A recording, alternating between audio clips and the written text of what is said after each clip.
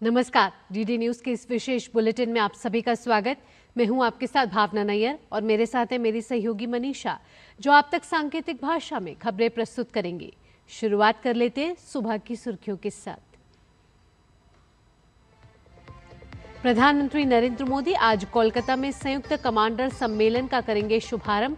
भविष्य की सैन्य रणनीति, तैयारियों और सुधारों पर होगा मंथन।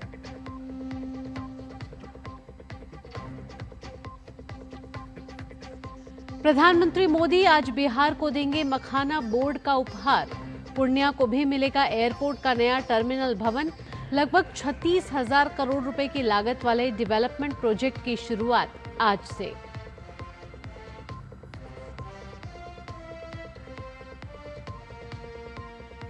वक्फ संशोधन कानून की वैधता को चुनौती देने वाली याचिकाओं पर सुप्रीम कोर्ट देगा आज अंतरिम फैसला। बिहार एसआईआर पर भी होगी सुनवाई।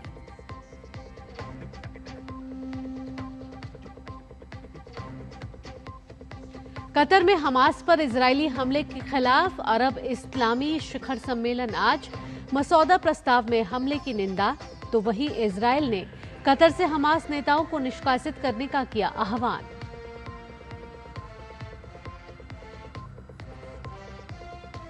और एशिया कप में भारत ने पाकिस्तान को 7 विकेट से रौंदा। कैप्टन सूर्य कुमार यादव ने सशस्त्र बलों को समर्पित की जीत, कहा पहलगाम के पीड़ितों के साथ खड़े।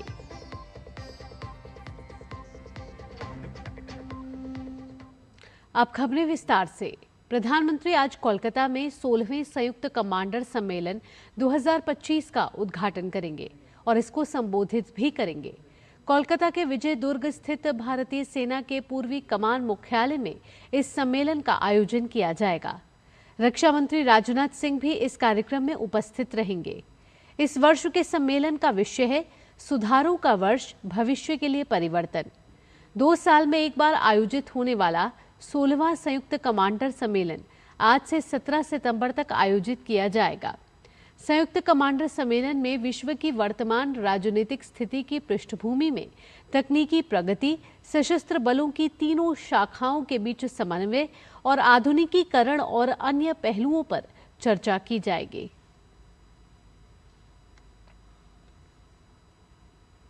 प्रधानमंत्री आज पश्चिम बंगाल के बाद बिहार का दौरा करेंगे। पूर्णिया में प्रधानमंत्री मोदी लगभग 36,000 करोड़ रुपए की लागत वाली कई विकास परियोजनाओं का शिलान्यास और उद्घाटन करेंगे। इस दौरान वे पूर्णिया हवाई अड्डे के नए टर्मिनल भवन का उद्घाटन करेंगे। पीएम आज बिहार में राष्ट्रीय मखाना बोर्ड का भी शुभारंभ करेंगे। इससे बिहार और देश के मखाना किसानों को लाभ होगा। विकास परियोजनाओं में भागलपुर के पीरपैंती में 3 और मेगावाट के 800 मेगावाट की ताप विद्युत परियोजना का शिलान्यास शामिल है। ये बिहार में निजी क्षेत्र का सबसे बड़ा 25,000 करोड़ रुपए का निवेश होगा। इसे अल्ट्रा सुपर क्रिटिकल कम उत्सर्जन वाली प्रौद्योगिकी का इस्तेमाल करके डिजाइन किया गया है।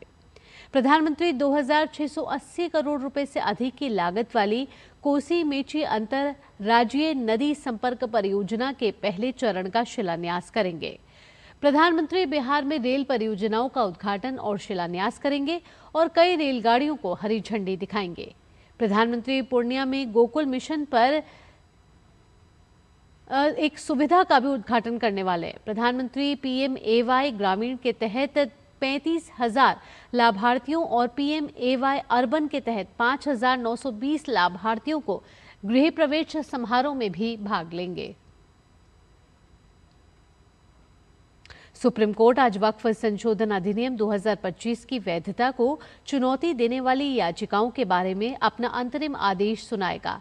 इनमें एक मुद्दा ये भी है कि क्या वक्फ घोषित की गई संपत्तियों को अदालतों वक्फ की सूची से हटा सकती है या नहीं।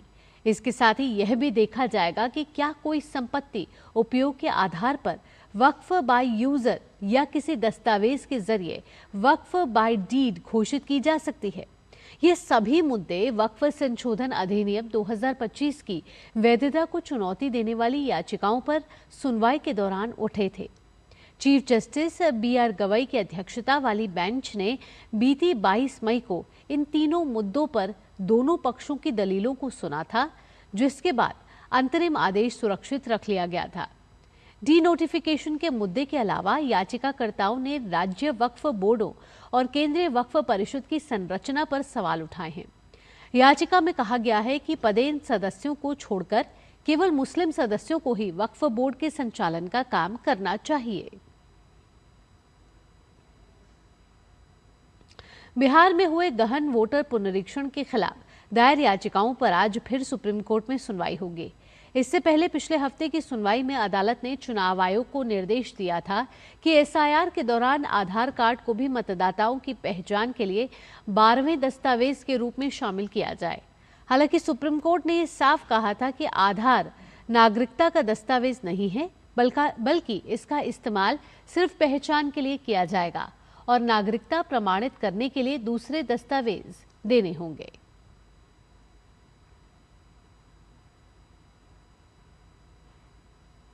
भारतीय रिजर्व बैंक की ओर से जारी आंकड़ो98 के मुताबिक 5 सितंबर को सप्ताह में भारत का विदेशी मुद्रा भंडार 4.03 अरब डॉलर बढ़कर 698 अरब डॉलर से अधिक पहुंच गया है। इसका मुख्य कारण स्वर्ण भंडार में वृद्धि है। देश का विदेशी मुद्रा भंडार सितंबर 2024 में सर्वकालिक उच्चतम स्तर 704.89 अरब डॉलर के करीब पहुंच रहा है। रिजर्व बैंक के आंकड़ों के अनुसार भारत का स्वर्ण भंडार अभी कुल 90.929 अरब डॉलर है, जो पिछले सप्ताह की तुलना में 3.53 अरब डॉलर से अधिक है। इस बीच विदेशी मुद्रा भंडार के सबसे बड़े घटक भारत की विदेशी मुद्रा परिसंपत्तियां 584.47 अरब डॉलर हो गई हैं, जो 54 करोड़ डॉलर की वृद्धि को दर्शाता है। दोहा की राजधानी कतर में आज से अरब इस्लामिक समिट हो रही है, जिसमें 50 से ज्यादा मुस्लिम देश इकट्ठा होने वाले हैं। इस शिखर सम्मेलन ये ऐसे समय हो रहा है जब इजराइल ने मंगलवार को कतर पर हवाई हमला कर हमास के वरिष्ठ नेताओं की हत्या करने की कोशिश की थी। इस हमले के बाद अरब देशों के साथ साथ अमेरिका समेत पश्चिमी देशों ने भी निंदा की है। कतर के प्रधानमंत्री शेख मोहम्मद बिन अब्दुल रहमान बिन जसीम अल थानी ने न्यूयॉर्क में ट्रंप से मुलाकात के बाद कहा कि कतर इस हमले का सामूहिक जवाब देगा, जिसने पूरे क्षेत्र को खतरे में डाल दिया है। वहीं इजराइल के प्रधानमंत्री बेंयामिन नेतन्याहू ने कतर की सरकार को चेतावनी दी है कि या तो हमास नेताओं को वहां से निकालो या उन्हें न्याय के कटघरे में लाओ, वरना इजराइल उन्हें मार देगा।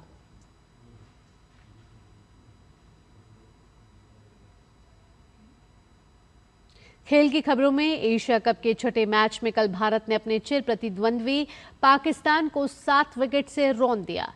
दुबई इंटरनेशनल स्टेडियम में पाकिस्तान ने टॉस जीतकर पहले बल्लेबाजी का फैसला किया। भारतीय गेंदबाजों के शानदार प्रदर्शन की बदौलत पाकिस्तानी टीम निर्धारित 20 ओवर में 9 विकेट पर 127 रन के स्कोर पर ढेर हो गई। कैप्टन सूर्य कुमार यादव ने इस जीत को भारतीय सशस्त्र बलों को समर्पित किया है और कहा है कि पहलगाम हमले के पीड़ितों के साथ खड़े हैं। भारत के लिए कुलदीप यादव ने 3 विकेट, अक्षर पटेल और जसप्रीत बुमराह ने 2-2 विकेट चटकाए। हार्दिक पांड्या और वरुण चक्रवर्ती ने भी 1-1 विकेट लिए।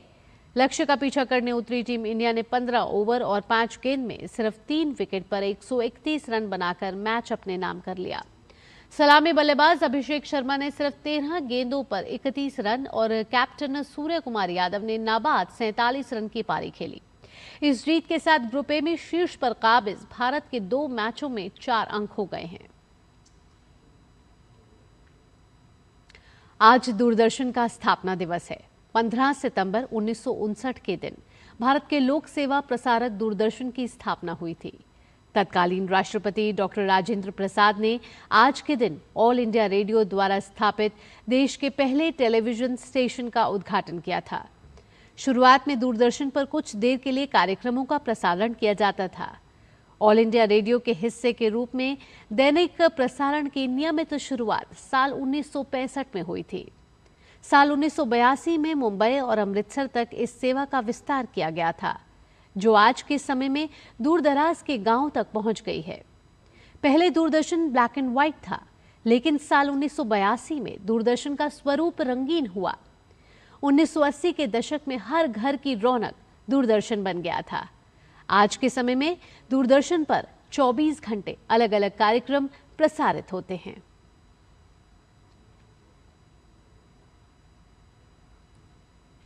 इसी के साथ इस विशेष बुलेटिन में इतना ही। मुझे और मेरी सहयोगी मनीषा के साथ टीम को दीजिए फिलहाल के लिए अनुमति। खबरों का सिलसिला यूं ही जारी रहेगा। नमस्कार।